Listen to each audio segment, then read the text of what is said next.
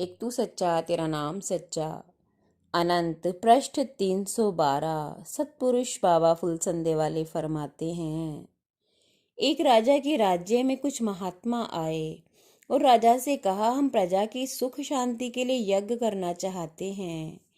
राजा ने शाम के समय अपने पूरे शहर में मुनादी करवा दी कि हर एक व्यक्ति एक एक लोटा दूध यज्ञ स्थल में बने हौज में डाल आवे, जिससे यज्ञ का प्रसाद सभी को मिल सके और सभी का अंश धर्म में लग जावे।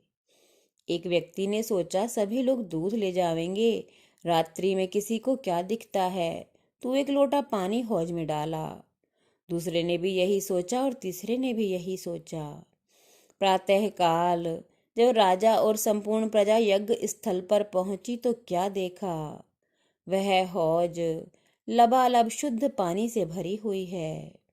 उसमें एक बूंद भी दूध की किसी ने नहीं डाली। राजा का मस्तक प्रजा की नीचताई को देखकर झुका रह गया। सतपुरुष कहते हैं, हे मेरे शिष्यों, ऐसा ना हो जब तुम मृत्यु के बाद परमेश्वर के सामने पहुंचो तो तुम्हारी आत्मा का हौज भी दूध की जगह पानी से भरा मिले। कपट की भक्ति, कपट की सेवा, कपट का मार्ग आदमी को दुखों से परिपूर्ण लज्जाजनक स्थान पर ले जाकर खड़ा कर देता है, जहां से उसे निकलने का मार्ग नहीं मिलता। सच और झूठ को अच्छी तरह अपनी आत्मा के तराजू पर तोल कर देख लेना। गाफिल इंसान के लिए ईश्वर का घर बहुत दूर है। उस कुदरत पर अपनी मर्जी ना चलाओ, बल्कि खुद उसकी मर्जी में राजी रहना सीखो। माया सबको खा गई, माया दुख का धाम, मेरा मेरा छोड़ के संतो जपो पार ब्रह्म का नाम। परमेश्वर से बेमुख हो जो पाले कुटुंब परिवार, ऐसी पाप आत्मा को लाख बार धिक्कार। तीर्थ दो प्रकार के होते हैं, एक अचल तीर्थ है जो एक ही स्थान पर स्थित रहता है, जैसे गंगा सागर, कुरुक्षेत्र, त्रिवेणी, चारों धाम, 12 ज्योतिर्लिंग।